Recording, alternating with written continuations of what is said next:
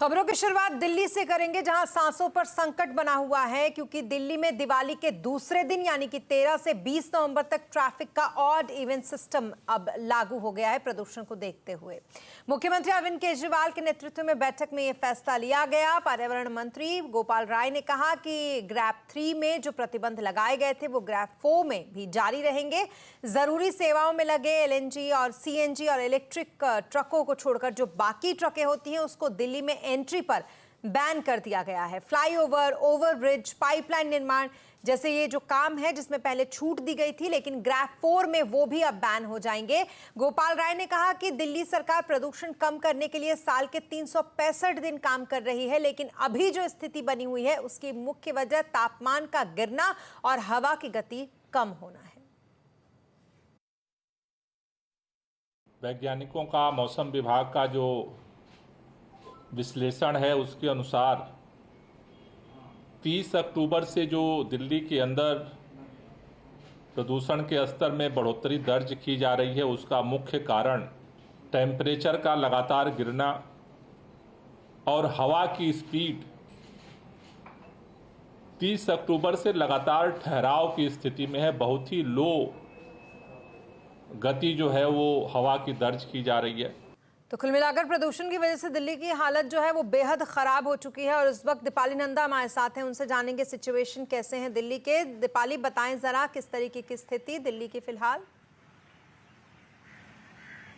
देखिए, आप तस्वीरों में देख पा रही होंगी स्मिता, अभी भी आप मेरे पीछे सफेद चादर जो कि धुएं और प्रदूषण की सफेद चादर है जो दिल्ली वालों के लिए एक बड़ा चैलेंज बना हुआ है। लगातार 7वां दिन है जब दिल्ली का AQI सीवियर कैटेगरी में मौजूद है और कोई इम्प्रूवमेंट फिलहाल दिखाई नहीं दे रहा है और सरकार लगातार प्रतिबंध लगा रही है। अब ग्रैप 4 को लागू कर दिया गया है। ना सिर्फ ग्रैप 4 की स्टेज 4 को लागू किया गया है बल्कि अब दिवाली के बाद ऑड और इवन को भी लागू करने जा रही है दिल्ली की सरकार। हालांकि पटाखों पर पूरी तरह से बैन लगाया जा चुका है, बावजूद इसके दिल्ली सरकार कहीं ना कहीं ये संभावना जता रही है कि अगर पटाखे फोड़े जाते हैं तो उसके बाद प्रदूषण का स्तर और भी बढ़ सकता है। यही वजह है कि 13 नवंबर से लेकर 20 नवंबर तक राजधानी दिल्ली में ऑड इवन को लागू किया गया है और इसी के संबंध में कल बकायदा ट्रांसपोर्ट विभाग और दिल्ली ट्रैफिक पुलिस के साथ दिल्ली सरकार एक इम्पोर्टेंट मीटिंग भी करने जा रही है।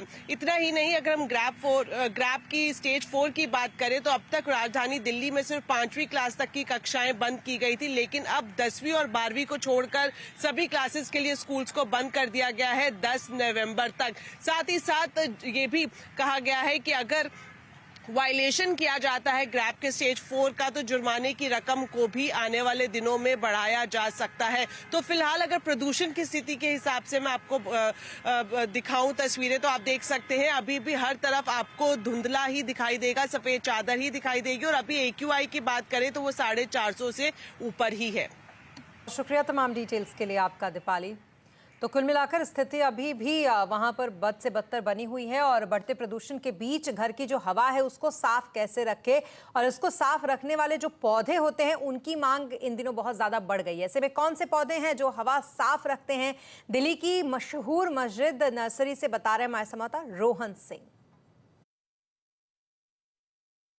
5 पौधे जिससे आप अपने घर की हवा को साफ कर सकते हैं और ऑक्सीजन की मात्रा बढ़ा सकते हैं। यह है पाम फैमिली का अरेका पाम। इसे 3-4 दिनों में पानी की ज़रूरत पड़ती है। कीमत लगभग 650 रुपये है इसकी और इसे आप इसके लंबे पत्तों से पहचान सकते हैं। इसे हफ्ते 10 दिन में एक बार बाहर धूप में ज़रूर ले जाएं। ऑफिस में रखना चाहते हैं तो ये एक अच्छा ऑप्शन है। ये है वाटर पीस लिली। पानी में आमतौर पर से ये ग्रो करता है और इसमें एक सुंदर से छोटे से जो फ्लावर है वो भी यहाँ पे उगाए जाते हैं। इसकी कीमत थोड़ी ज़्यादा है, लगभग 1200 रुपये की। फिर हम बात करते हैं बहुत ही सस्ता, 150 रुपये में आपको ये मिल जाएगा। ये है स्पाइडर पाम, लेकिन इसको पानी की थोड़ी ज़्यादा ज़रूरत पड़ती है। लेकिन अगर आप मेंटेनेंस फ्री प्लांट चाहते हैं तो ये है बहुत ही पॉपुलर स्नेक प्लांट। करीब पॉट के साथ खरीदेंगे 900 रुपये इसकी कीमत पड़ेगी आपको और इसे आप इसके शार्प पत्तों से जान सकते हैं। लगभग 10-15 दिन में भी इसे पानी देंगे तो कोई दिक्कत नहीं है। शेड में अच्छा उगता है ये। और आखिर में हम बात करते हैं ये है जामिया पाम। ये भी पाम फैमिली का है और इसकी खासियत मैं आपको बता दूं कि ये बहुत लंबा चलता है, काफ़ी लंबी उम्र होती है इसे, सालों साल आप इसे ग्रो कर सकते हैं। लगभग 1000 रुपये में ये आपको मिल जाएगा।